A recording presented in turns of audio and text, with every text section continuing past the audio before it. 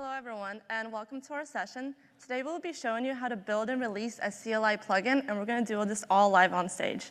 If you love what you see, we encourage you guys to share on social media using the hashtag Salesforce CLI and provide us feedback. So my name is Anastasia Spurik. This is Thomas Dvornik. We're developers on the Salesforce CLI, and we're based out of the Colorado office. Before we begin, we might have some forward-looking information on our slides, so we just want to remind you all to make your purchasing decisions based on what is currently publicly available. So for this talk, we're going to be giving you an overview of the Salesforce CLI and what plugins are and when you would want to use them. Then we'll talk about what makes up a plugin and how it all fits together with the CLI. We'll go through a plugin use case and talk about the different stages of your development flow when building a plugin. And then we'll jump into the demo, the fun live part. Afterwards, we'll provide you guys with resources of things we referenced in this presentation, and then a recap of what we did, and then a roadmap for what's to come. All right, so the Salesforce CLI, hopefully all of you have used it, and if you haven't, that's okay. I put up the tagline there. The Salesforce CLI is a powerful command line interface that simplifies development and build automation working with your Salesforce orgs. So one thing I hear a lot is that people relate the Salesforce CLI to Salesforce DX, and that's not necessarily true. You can really do anything with the Salesforce CLI that interacts with any of the Salesforce APIs. So we highly encourage you guys to try it out, use it. If you have already used it a bunch in your workflows, that's awesome. And Winter 19, right now you can do source deploy and source retrieve. So these are two new commands that let you push source format to and from non-Scratch org. So it's something that we've heard a lot from feedback from you guys, so hopefully you guys enjoy using those commands. Now, plugins are just a way to extend the CLI functionality, right? So if you want to have new custom commands, if there's something that you want in your workflow that's not there, a lot of that can be solved by plugins. And it really allows you to control your CLI experience, right? So you can just install the things that you want to use. And of course, we have kind of the core commands that are already built in there. And so if there's something not there, then you can go ahead and try to find a plugin that has that capability for you. And then if you can't find that, then you can build it. Or maybe if you want to build something that's very specific to your workflow, you want to build a command that interacts with one of your own custom objects or something like that. It's a great way to build and, again, extend the functionality of the CLI. And it's really easy, which is what we're going to show you guys today. Now here's a little ASCII diagram of kind of the general high-level overview of the CLI. On the bottom there, you'll see OCLIF, and this stands for Open CLI Framework. And this is what the Heroku CLI and the Salesforce CLI are built on top of. So we're both using the same underlying technology. And then within the Salesforce CLI, we have a bunch of plugins.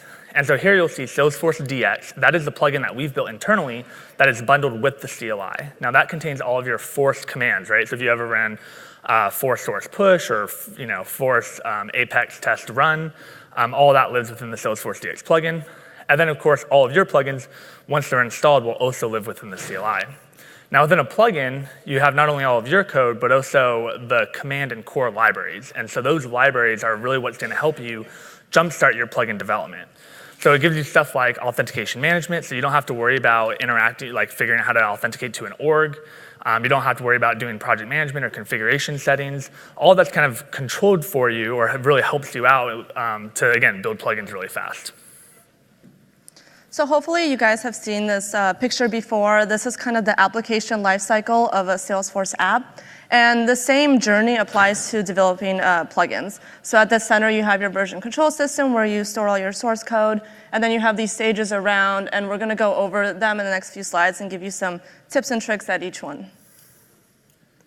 So first, again, kind of as I mentioned, you really are starting off a plugin with a task, right? You have some sort of use case that you want to do to build a plugin. So you're trying to accomplish something's not there. So the next thing to do is to try to find a plugin that's already out there. And if you can't, or it's very specific to your workflow, then you want to go ahead and try to build a plugin. What we're going to be doing in the demo is we built a Salesforce app that listens for chatter, hashtags and chatter, and then we'll do a platform event. And so when we were building this, we were using Workbench to stream platform events so that we can test and debug. And what we really want to do was to be able to do that in the CLI, so we don't have to go to the browser. So the next thing you would think about is the design. And in addition to the code design, it's also really important to think about how to name things correctly. This is the first thing people see when they see your plugins, so what kind of descriptions you use, the flag names, and stuff like that. And it sounds easy to name things, but it can definitely get caught up on that. Our team has definitely had many iterations of renaming things to make it fit the use case better. And you can also look at the force commands in the Salesforce DX plugin for guidance of how to name things. We have a CLI review board that goes over all of our commands that we add to make sure it all sounds consistent and fits in with the Salesforce language. And then, yeah, it's really useful for styling, and we're also working on publishing guides for you guys to look at for naming as well. And then another thing to think about is how you can keep your commands generic so that other people can use them. So if you are hard coding some kind of object in there, maybe think about passing that in as a flag or something so then people can use different objects or something. And also think about returning a JSON responses for your commands so that you can be used in scripts and other commands can build on top of them. Cool. So now we kind of have our use case and we designed it a little bit. Now it's time to build it. So we're going to use the Salesforce plugin generator, right? So it's a command that's already in the CLI. We're going to show you that in the demo. And it generates a TypeScript project. If you haven't used TypeScript before, it's pretty easy to get started. There's a lot of good documentation there to kind of help you get started. And we really recommend using an editor that has good TypeScript support. So that really gives you all the code smart features that you would expect, such as auto-completion and code navigation and all that stuff. And then, of course, you can view the docs right there from within the editor as well. We use VS Code, and that's what we're going to be showing in the demo. There's a lot of great extensions out there for Salesforce and other things, and it has very, very, very good TypeScript support. And then the next thing to do is start to explore the core libraries. So I talked about how your plugin is made up of the command and core libraries that you can use to help jumpstart it. So really explore those and see what there is to offer. We're going to be using the streaming client within there to help us connect to the streaming API and platform events within our plugin. And then, of course, the last thing is take advantage of the debugger. So a lot of times if in JavaScript, again, if you guys haven't used it before, it's pretty easy to get started. A lot of people use console.log statements to kind of debug. And so I would highly recommend using the debugger built into your editor because it really helps you find problems a lot faster. So the next stage would be test, but really this goes hand in hand with the build stage. It's really good to write your test as you're writing the code, and you don't want to save this to the very end. You want to constantly be testing your functionality to make sure that anything new you add doesn't break previous tests. You can break out your code into files that each command calls, and this is helpful when you're mocking out calls. And another thing we recommend is try not to make API calls in your unit tests, so stub those out. For instance, with the core and command libraries, we've already heavily tested all that, so you don't have to actually create a Salesforce connection in your test. You can just stub that out. And then finally, use a CI. So the plugin generator gives you a starting point for Circle, CI, and AppVeyor, and that's just really useful to make sure you don't cause regressions and constantly, when you're checking in code, testing for new things. Yeah. And so now we've gone through several build and test iterations, right, because we're not saving it till the very end. And now we're ready to release. Now, all Salesforce plugins live on NPM, and so that's just a node packaging manager. And so it's super easy to publish there. You really just run npm publish, and now your plugin's out there live for everyone to install and use. If you don't want it public, let's say you just want an internal-only plugin for your company or something like that, you can use npm private packages, or you could even use your own npm server, like Verdaccio, which we actually use internally at Salesforce to host internal plugins as well. We usually recommend when you do publish to use some sort of scoping, right? So down there you can see at @amfro/any plugin. Amfro is my GitHub and Twitter handler. And what that allows is it prevents plugin naming conflicts, right? So you know that you're not going to conflict with another plugin, as well as it helps people installing your plugin know where it came from, right? So anyone who installs this know that it came from me. And then, of course, we highly recommend open sourcing. So this really gives not only people the ability to contribute or to fork, but it really gives people the ability to understand what your plugin is doing under the hoods, and that's a pretty powerful thing. So with that, we're going to jump into our demo. So what we're going to do is generate a new plugin. Or actually, we are not going to do that yet. We're going to go over the app that we mentioned earlier, which is the hashtag listener. So basically, anytime you post on Chatter with a specific topic, and in this case, it's the Salesforce CLI, we're going to create a platform event and publish that. So we can look at that in action. I have Workbench open here. So I'm just going to refresh this page. And I'm going to create a new subscription to this platform event. It's called hashtag E, and we're going to subscribe to that. And then we're going to go to Chatter. And then I'm going to post something as Cody. So I'll be, I love using the Salesforce CLI. Post ad. And if we go to Workbench, we can see we received a platform event. It's got a created day, created by ID.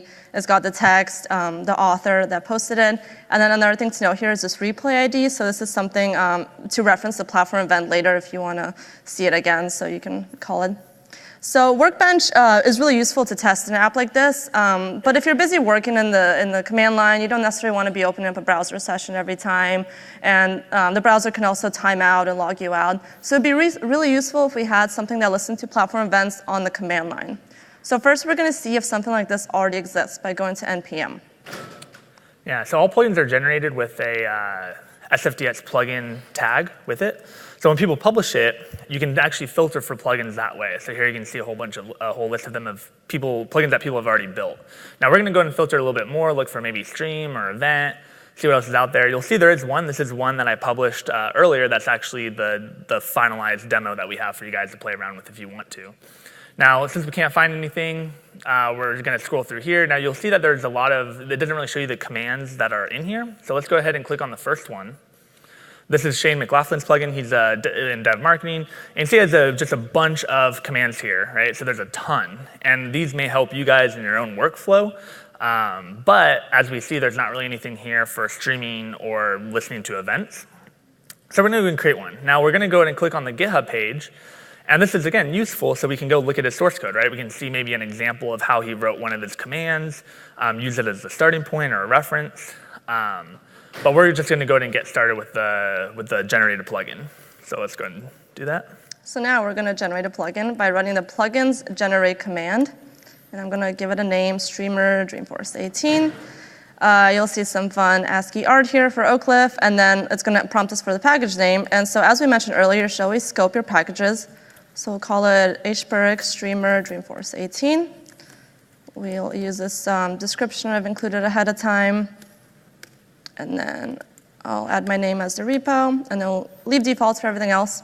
You can see it's creating some files for you, one of which is this source commands hello org file. So when you generate a new plugin using this command, it creates a sample command that you guys can play with and stuff like that. And then you see here it's also installing some dependencies for this plugin, and that includes the core and command libraries that come together when you generate a new plugin. So we created this plugin. I'm going to step into this directory that was just created, and I'm going to open up this project using Visual Studio Code. So you can see all these files here. First thing I will do is open up the terminal in here, and I will run bin run hello org, which is the command that was example created for you. Bin run's just the executable once you're building. It runs the run method in your command class. And you can see this hello org command connects to whatever default user you have set on the CLI, makes a request, and returns the org ID. And this is just the org where I posted the chatter post from. And one thing we're not going to show, but just so you guys are aware, you can also link your plugin with the Salesforce CLI locally for local development. But bin run is really a great way just to run your plugin in isolation, right? So that way you're just only focused on your plugin. Later you can link it with the Salesforce CLI to test it, and then eventually deploy it. Yeah. So here you have your hello org in the commands directory. So any kind of commands you want to have, you put in here. So we want to build something that listens to platform events. So let's start renaming things so they fit our use case. We'll call this channel. We'll call this stream. And now, since I renamed some things and it's a TypeScript project, I have to run yarn run test, which will just recompile the project for me. Or prepare. Oh, wrong command. Yarn run prepare.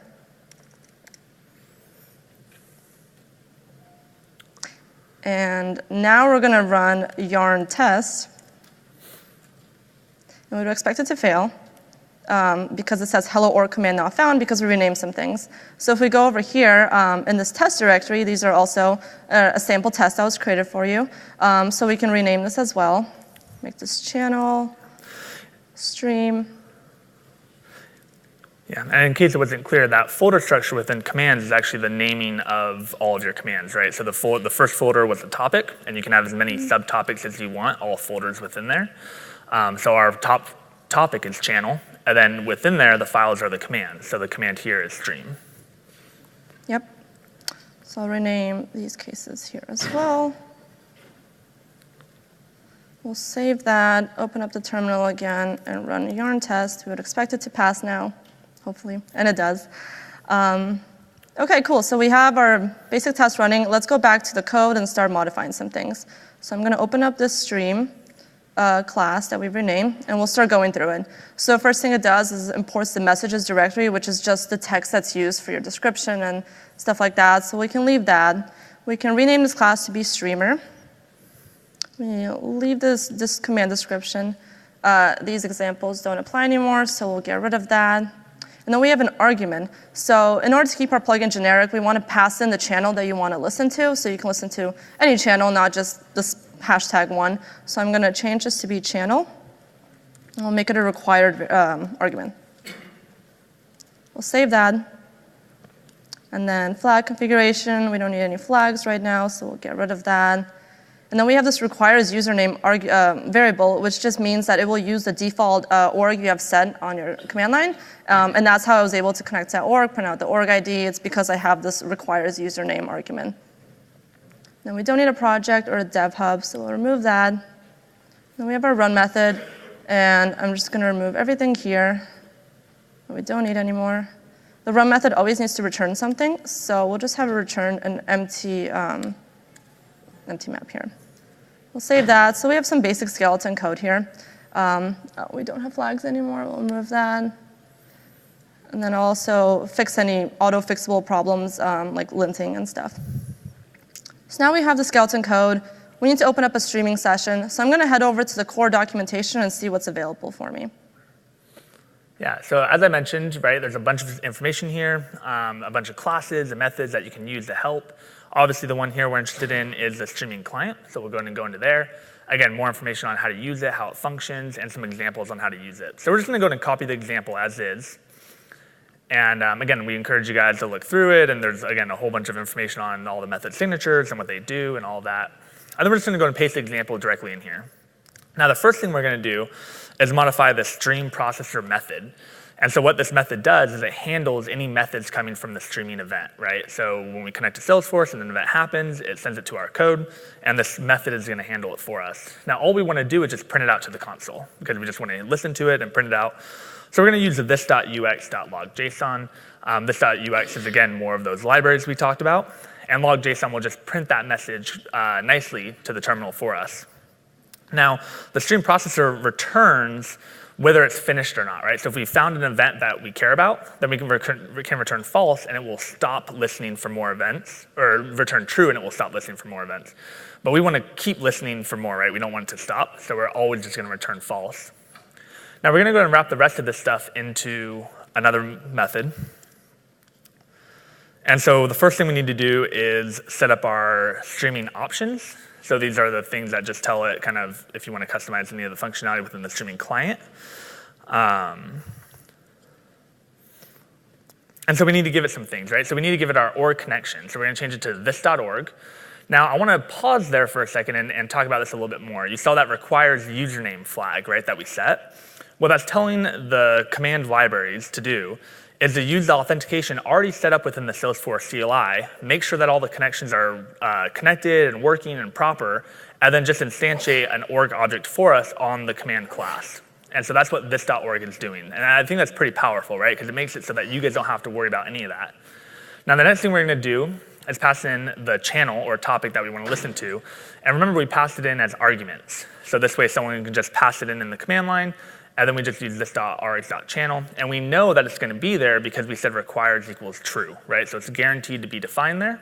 And then, of course, our stream processor method that we had defined before. Then we instantiate our streaming client, we handshake, and then we subscribe. So the handshake is the first thing that just lets the server know, like, hey, we want to listen for these events. And then the scribe means that, OK, now we're ready to listen to them. Anytime you see an event, make sure you pass them back for us. So then we'll call this from our run method. And that should be about it. So we're looking pretty good. Now remember, we said we want to work on tests as we're kind of developing functionality, right? So before we run this, we're going to jump back to the test and go ahead and give it a run. We would expect this to fail because, remember, we have a required argument now. And so the test is going to fail, saying that there's no argument, plus all of the output has changed, so we want to kind of modify this a little bit to get it to work. Now you'll see here that it says with org and with connection request. These are two stubs that we provide for you guys to kind of help mock out some of the core libraries. So we're going to keep the org, but we're going to remove the connection request because we don't actually want to use the org connection. We want to mock out the streaming client. So we're going to go back to our stream code, and we're going to separate this out a little bit. So we're going to return the streaming client in another method that we're then going to mock from our test, right? So mocking just returns a fake object, make sure that we can, so that way we don't have to test any of the core functionality since it's already tested for us. We just want to return that client in our test. Cool. So now we are returning the client. Awesome. So now we're kind of set up to go ahead and start mocking this, right? So we'll go back to our test. We're just going to add a little stub here. And so what this filled in is, again, mocking out on the command class. So, right, so we're saying get client. We're mocking that out. And we're just returning a fake client. So we're going to fake out the handshake. We're going to fake out the subscribe. And just call that stream processor method with a fake message, okay? So now we can go ahead and add our required argument. And then go ahead and just search for the test message that we're going to be printing out to the console. So again, this is all there to kind of help you guys work with your test and figure out how to set some of this stuff up. Cool. So now if we go ahead and run this, we should hopefully have a passing test. All right. So now that was a lot, right? But we want to take a step back and do one more thing before we show you guys the command in action. Now, if we go back over to Workbench, you'll remember that we talked about that replay ID. And this is so that you can replay platform events from a particular point in time in case you might have missed any, right? And so you see right there the replay ID. We want to add this to our command because during the demo, we want to be able to go back and show you guys some more of the messages. So we're going to go ahead and add a flag to do that because we don't need to do it every single time. It's just an option if people want to use it. So here we add a new flag with a short character of R. So I can do -- replay ID or just -R. And then I can give it a number for my replay ID. Now you'll see that we're getting a message, and this is a new message that we're going to do. So let's go over to the message file and go ahead and modify this a little bit with our new messages. Now, it's usually good practice to have all your messages, all your customer-facing labels in one place, right? This helps with doc writers who maybe want to help you out with your messages, as well as localization and other things. So now we have some updated messages. Then we can go back to our code, and now we actually got to use the replay ID. So now that we have this flag, down here we're going to go and check if the flag is provided. And we have to check because it's not a required flag, right? So you can make flags required. Here we want it to be optional. So we're going to check. And then we're just going to call the replay method on the client, and it's going to handle everything for us. Now we added some functionality. So remember, whenever you add functionality, good to just throw in another test. So we'll just quickly throw in another one. It's not going to do anything too particular interesting, but we will have to mock out that replay method as well. Usually if you're going to do this, it would probably be better to have the replay function do something a little bit more interesting. Maybe like you make sure the replay method was called, or you can kind of figure out how useful and how deep you want to go into your test. But for the sake of the demo, we're just going to do nothing, pass in the replay ID, and then make sure that the same message prints out. So just like that, we have some more tests, and we'll run it just to kind of show you guys that it actually does pass. And then we're ready to actually show you guys the command. So again, a lot right there, right? But we just added a new command, added some new flags, and got started pretty quickly. Cool. So we have our test working. Let's go head over here, and we're going to start playing with it. So we'll run bin run channel stream. We'd expect it to fail because we didn't provide a streaming argument, so we'll add that. #E. And I'll do a replay ID of, let's go look at the last one. So 23 was that one. So we'll do 22. And we can see here's our platform event. And another cool thing we built is we also built a streaming for Twitter. So if you guys are interested, you can go and tweet right now using the hashtag Salesforce CLI, and we'll see your platform events appear on the screen. So while we watch that, we'll go ahead and also go ahead and commit this to version control. Because remember, we said that that's at the center of everything whenever you're usually building a plugin. Yep. So here I'm going to step into the streamer directory. I'll run git init, git add, and I'll commit this. First commit. And so now that everything is in Git, you can also go ahead and push this up if you want to share it in a public repo. For now, we'll just leave it local. And then when you're ready with your project, you can go ahead and publish it to NPM. So for now, I'm going to kill this one. And then we're going to replay it after we republish the package, and we'll see any new tweets that came in. So here, I will do npm publish. And this will publish our plugin that we just created to npm. And then now I can close this out. Oh. Switch sides. And then we're going to go to a different directory, and I'm going to run sfdx plugins install hburick streamer Dreamforce 18. It's going to prompt me to digitally sign it. And then I'm going to run sfdx plugins to see what plugins I have installed. So I'll run that. And you can see I have the streamer that we just published, and I have some other ones as well. So now I can just run sfdx channel stream, the event, replay ID. And if we scroll up, let's go with, we'll do 23. So see any new ones since then. And there you see we have some tweets since that number. And yeah, that's it for our demo. Yeah. And just like that, we have a plugin live, ready to go. Yep. So now we're going back to the slides. So to recap, what do? We built a plugin using the plugin generate command. Doing that, we use the Salesforce core libraries. In this case, we use the streaming client. We added some tests as we were developing. Then at the end, we saved our project to Git, and then we published to NPM, and then we installed that and were able to run it using the Salesforce CLI with the sfdx executable. Here are our resources. The first one is the hashtag listener app. Then we have the event listener, which is the plugin that we just built. And then we have documentation for the plugin generate, and then the core docs. And if you guys want to play with this app, you can install, or this plugin, you can install it using sfdx plugins install and pro streamer, which is the one we showed you on npm earlier. Cool, so where are we going?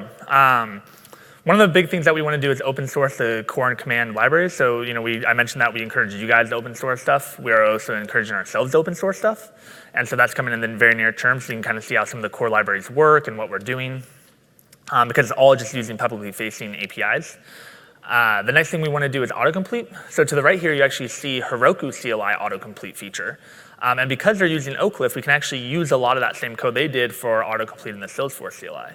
And what that means is that any plugins you guys write, and that means whenever people install plugin in the Salesforce CLI, it will also have autocompletion. So one of the benefits of using a CLI framework. The next thing we want to do is do community signed plugins. So you'll notice when she installed the plugin, it prompted her saying it wasn't digitally signed. Currently, the only digitally signed plugins are Salesforce plugins. And so we want to be able to open that up so that the community can also sign their plugins in a secure way so that people know that it's a little bit more trusted. And kind of something that goes hand in hand with that is having more of like a plugin marketplace and plugin discoverability so that when you do actually publish a plugin, maybe you sign it, people can easily discover those via either CLI commands or in the browser. And the last thing that we're going to do is command hooks. So we think it's going to be a really powerful way for you to hook into existing commands. So let's say you want to add some functionality before or after Apex test run, right? Instead of wrapping that command into your own command or having to run two commands, first the test run and then a separate command, you can actually hook into the end of that command execution. And so we think that's going to enable a lot of really cool plugins for people to play around with. So feel free to stop and say hi to us at our demo or at our booth, the Salesforce DX. We have 2 of them next to each other. You can also see demos for other features on the Salesforce DX as well. And then here's some sessions. You noticed that in my presentation or in the demo, I was using VS Code, and it was really made for an efficient developer experience.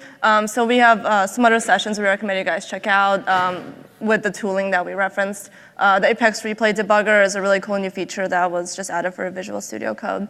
And then, yeah, so these sessions are awesome, so check them out. And with that, are there any questions? Cool. There's a mic up there if you guys want, huh? We can post them, yeah. I don't think they're available right now. I don't know how Dreamforce is doing, like how they're sharing slides at all, but we can definitely share them, yeah. We could put them in the Git repos. Yeah, we could do that. That's what I was hoping, is that everyone would, like, their last slide would be, Here's the slide information. Where the slides are. Yeah. You want to go back to the resource slide?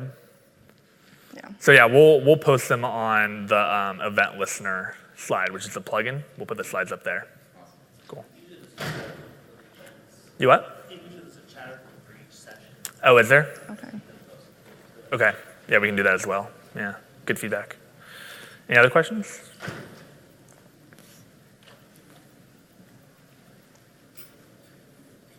No? All right, well, we'll be around for the next, 10 minutes or so if anyone wants to come up and chat. But thank you all for coming. Thanks.